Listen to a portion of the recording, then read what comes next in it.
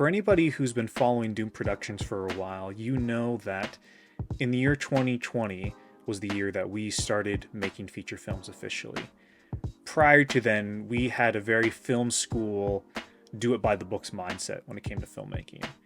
What had been ingrained to me after graduating film school was all you need to do is make a short film that gets accepted into a festival, and then the doors will be wide open for you.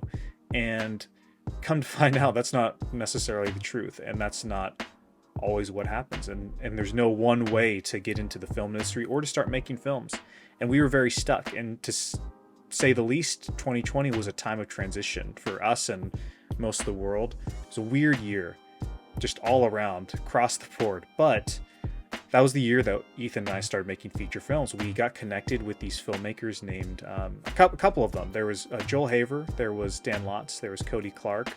There's a handful of people in the small community of people who make feature-length films and release them for free on YouTube. In fact, seeing these folks on the internet releasing their work that they put in so much effort and time and money into, seeing them do all of that work and then reject the industry standard, reject the studio system, reject the festival circuit was inspiring and revolutionary for us, Doom Productions at the time. We weren't even called Doom Productions. For our first feature films, well, at least for our first feature film, Oh Brother, Ethan and I both solo shot a feature film each. Mine, Oh Brother, was under the banner Caramel Shark Studios, which is what we used to be called. And then we released House, or he made House and we released it in 2020. And that year we also shot and edited a feature film called October, all within the span of 15 days. It was a crazy, wild journey. Don't know how we did it, but we did it. And the year 2021 felt like an even bigger year in the world of folk filmmaking, or truly independent filmmaking, or YouTube filmmaking, whatever you want to call it. People who make and release feature-length films for free on YouTube. That was a big year. It's 2021. I look back at that time as a oddly productive and prolific time in our lives as artists. For Doom Productions, we made Video Carnage. We made See You Soon. We made 2 Wild Boys movies. We made The Bell Rings. And I might be forgetting something. Oh, and 2 Little Ghosts at the end of the year, although it wasn't released till the following year. Same with The Bell Rings. We were really busy that year, and a lot of other folks on the filmmaking YouTube space were as well. When I look back at that time, it really does feel like a blur because so much happened. I mean, we got to make so many movies, but at the same time, we also got connected with even more people.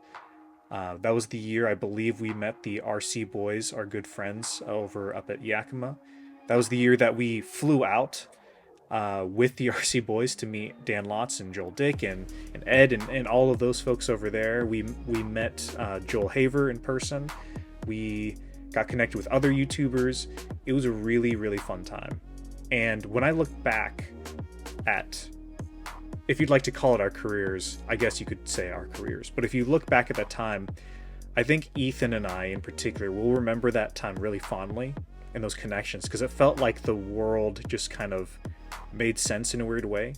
Like we weren't alone. We weren't the only ones doing this, who had this dream and this desire and passion to make movies. And there were more people like us who were doing it and releasing it for free online as well. And we've met wonderful filmmakers since. We've met a lot of people, but I think the folks that we got to meet that specific year really stand out to us in our minds in terms of people who were there from the beginning with us. Not necessarily saying they're the best. I'm not saying that those are the best filmmakers or they're our favorite filmmakers, but I'm just saying that it was kind of like a year at summer camp, or a year of this YouTube filmmaking summer camp in a weird way, where I look back at those times and those people very fondly, and I'm always going to have a special connection with those folks, you know, because we got to meet and interview a lot of filmmakers, and filmmakers got to interview us as well on their channel. So it was a really collaborative, just energetic time all across the board. That was the first time one of our movies cracked 1,000 views, which was incredible at the time. And it still is, but special time. And I say all this to kind of introduce what I want to talk about today, which is one of those filmmakers who's very special to us His name's Mridul Chibber. Mridul released a movie called The Last Days of Childhood in 2021. And in 2023, I believe, he released Egomaniac with a Heart of Gold. And this year, just by the time this comes out, I think 2 weeks ago, so this will drop 2 weeks after it's been released, he released a movie called Bring Back the Color. And Mridul's a special filmmaker, for me in particular, because his movies truly speak to me in a way that not a lot of filmmakers do. Including Hollywood filmmakers, including filmmakers who've been around for a long time and people who are into the industry. I mean, geez Louise, like I loved, what was a good movie from last year? Like Oppenheimer, right? I loved Oppenheimer. I thought that was an awesome movie. Nolan's like an incredible filmmaker who's working within the Hollywood system, in my opinion. And Mridul is like in leagues with that guy, in my opinion. He's playing in the same ballpark. Not because they do similar things, but because Mridul does different things. And he, for me, represents what I think cinema truly can be and the potential of what the cinematic art form can be. If you've seen my videos on this channel before, you know that I have a very weird and probably pretentious view of cinema. And I truly believe that cinema as an art form has been stunted greatly by things that cinema has inherited from other art forms, for instance, narrative. I think that cinema as a newer art form has yet to fully develop, and there aren't many filmmakers out there who are truly exploring all the possibilities and potentials that the art form can bring. And in my head, whenever I approach a movie, I almost have to separate my brains. I have to think about, gee, am I approaching this movie as a piece of cinema or as a piece of narrative cinema? Because in my brain, they're very different, because I don't think there's anything wrong with narrative in cinema. But I do think that narrative sometimes gets in the way of innovation of cinematic techniques, and it can get in the way of the art form flourishing and evolving into what it was truly meant to become. And Mridul is one of those filmmakers. I believe from the bottom of my heart, I think he is leading the charge in terms of what makes cinema cinema. And the way I define cinema is an emotional experience created through the manipulation of time and space, which is vague. I'm working on a video to try to explain my weird pretentious theory, but Mridul just released a new video, so I thought this would be an excellent time to talk about his movies, and in the process talk about what I value in movies, and talk about why I think Mridul is one of the most important filmmakers out there right now, that everyone needs to be watching his stuff. Because when you see what the stuff he's doing, it will get your creative juices flowing, and it's going to make you a better filmmaker if you watch his movies, I promise you. If you don't know who Mridul is, he's a filmmaker working from Australia. There is, funny enough, there's a small group. I don't know if they all connect and collaborate necessarily. I know they don't, but there's a group of great Aussie filmmakers right now at the moment. There's Mridul, there's Mohat, there's Holly, Alex Clegg, there's Roadblock Pictures or Roadkill Pictures. Oh my gosh, I'm so sorry guys, I forgot your name. I'm gonna link your channel below. Please forgive me. There's a group of Australian filmmakers that make really good stuff, and Mridul is one of them. He's working from Australia, and he's made 3 feature films. And his first film, The Last Days of Childhood, came out in 2021. It's kind of a pseudo-documentary about a teenager spending their last day as a 17-year-old right before their birthday. And he really wants to get his car license, or his driver's license, or his driver's permit. And in the film he plays that teenager, and it blends real home video footage with planned shots. You never quite know what's truly real and what's truly planned, so it creates an interesting dynamic between the shots. Music is a consistent driving force throughout the film, and part of what makes this movie unique in particular is his editing style. His editing style is way different than the majority of filmmakers out there. And I think if you're looking for connective tissue between other filmmakers in years past, you could look to someone maybe like Sadie Benning or George Kuchar in terms of people who could have had a cinematic influence. I'm not sure if Mridul has seen those filmmakers, but I think there is a certain cinematic lineage between them And you get the impression when you watch the movie that he's just trying anything and everything to make an interesting movie.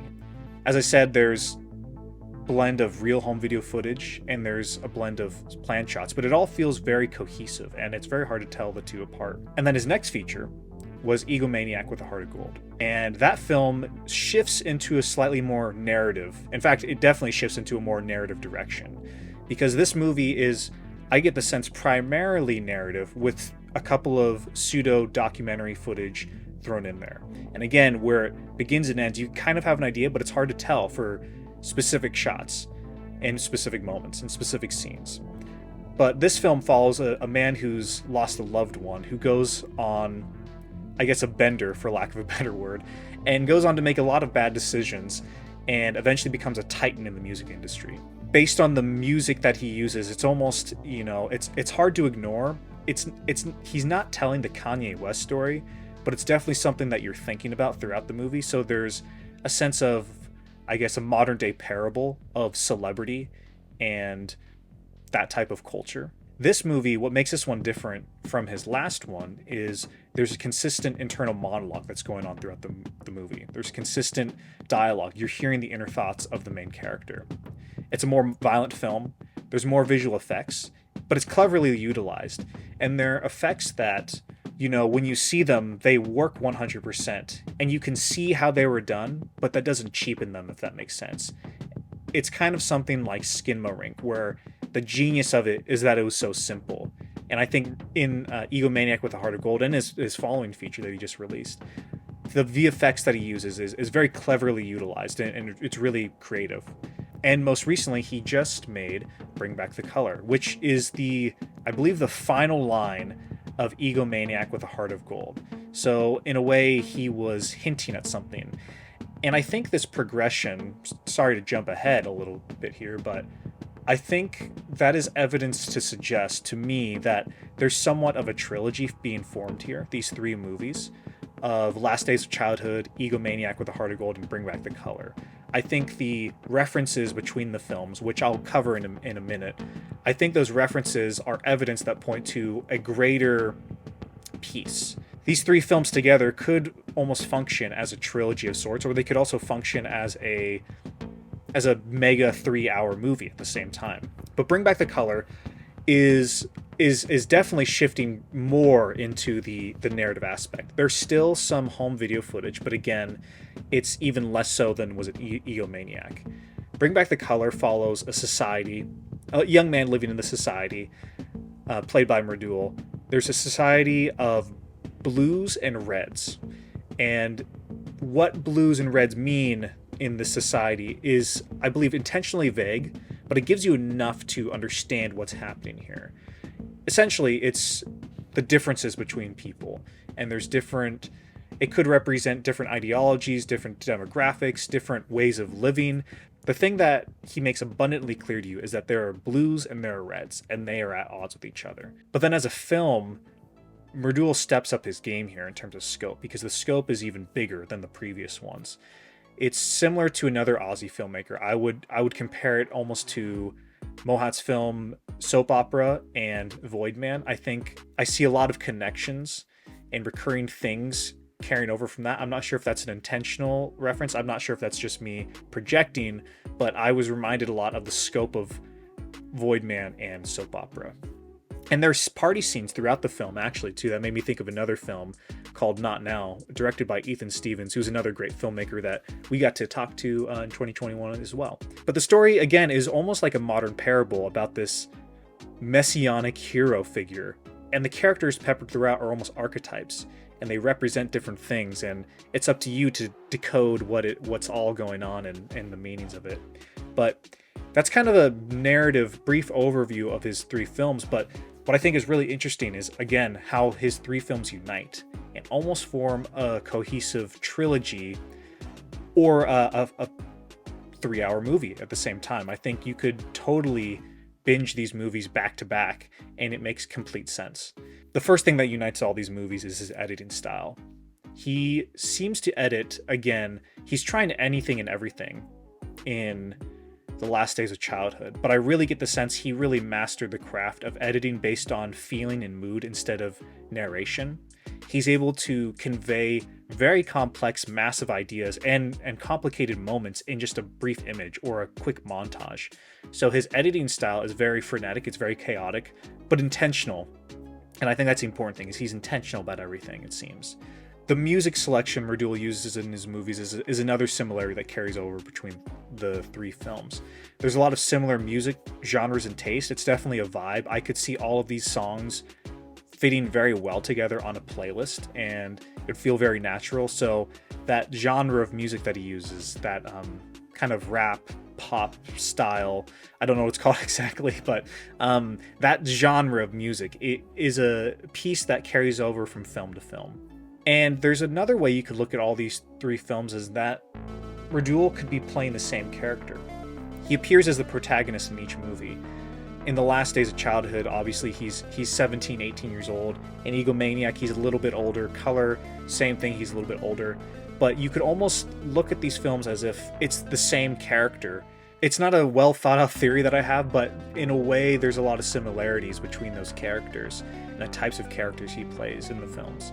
And I think that because he plays them himself, because there are recurring actors from his family, you are thinking about Mridul as much as you are thinking about the character. You're thinking about the filmmaker himself. So I think there's a very clear, direct connection between all of these characters. And maybe the most important thing that unifies all of Mridul's films so far is the colors, red and blue. Those appear as recurring motifs throughout his trilogy here. And the relationship between the colors, and how they can merge, what happens when you take them away, how they can blend and evolve and transform. Those are all visual things that are happening with the colors that affect the mood and the themes and the tone of the movie really well.